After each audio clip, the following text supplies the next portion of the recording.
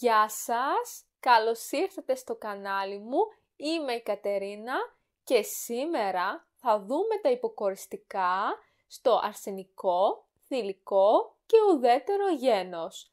Επίσης θα κάνουμε μερικές ασκήσεις για να τα καταλάβετε καλύτερα. Ξεκινάμε λοιπόν!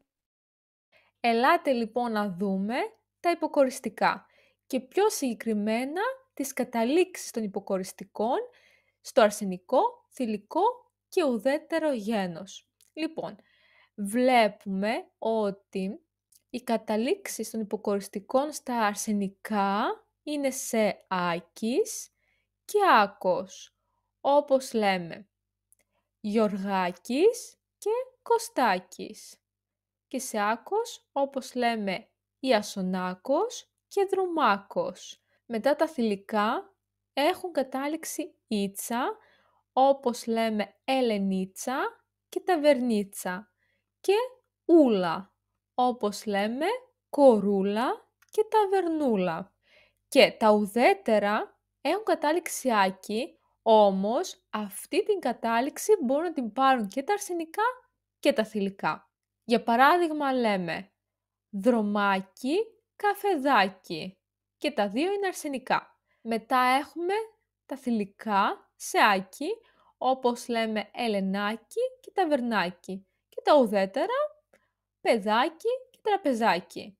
Άρα οι καταλήξεις άκης και άκος είναι μόνο για τα αρσενικά.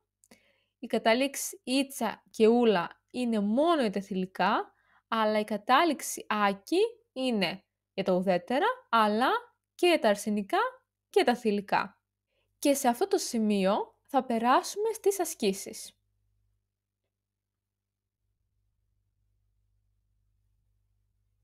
Στην πρώτη άσκηση πρέπει να κοιτάξετε τα υποκοριστικά και να γράψετε τα ουσιαστικά.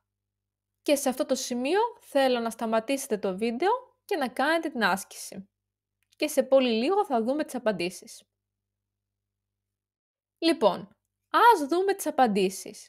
Έχουμε την πρώτη λέξη, η ταβερνούλα, που το ουσιαστικό είναι η ταβέρνα. Μετά έχουμε τη λέξη η ανούλα, που είναι το υποκοριστικό, και η κανονική λέξη, το ουσιαστικό είναι η Άννα. Μετά έχουμε το δρομάκι, που είναι ο δρόμος, το πυρουνάκι είναι το πυρούνι, ο Γιαννάκης είναι ο Γιάννης, η καρεκλίτσα είναι η καρέκλα, η Μανούλα είναι η Μάνα, ο Νικολάκης είναι ο Νικόλας, το κρασάκι είναι το κρασί και η μπυρίτσα είναι η μπύρα. Και ας δούμε άλλη μία άσκηση.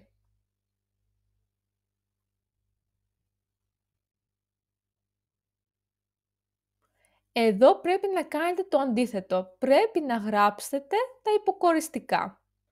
Και σε αυτό το σημείο σταματήστε το βίντεο για να κάνετε την άσκηση και πολύ σύντομα θα δούμε τις απαντήσεις. Λοιπόν, αφού κάνετε την άσκηση, ας δούμε τις απαντήσεις.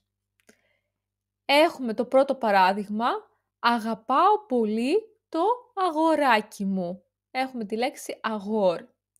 Μετά έχουμε τη λέξη Δημήτρης.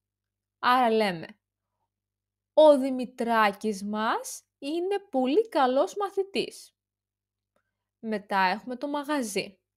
Άρα, το μαγαζάκι της είναι δίπλα στο ταχυδρομείο.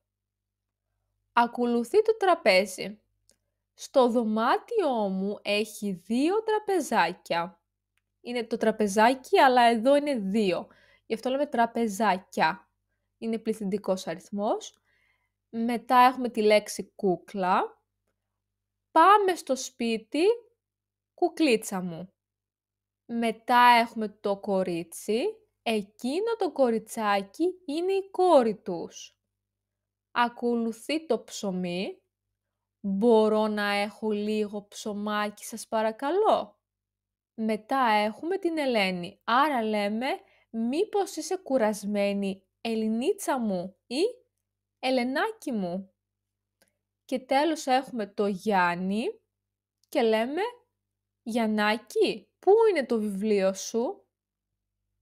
Αυτό ήταν λοιπόν και για σήμερα. Ελπίζω να σας φάνηκε χρήσιμο το βίντεο. Μην ξεχάσετε να πατήσετε μου αρέσει και να κάνετε εγγραφή στο κανάλι μου.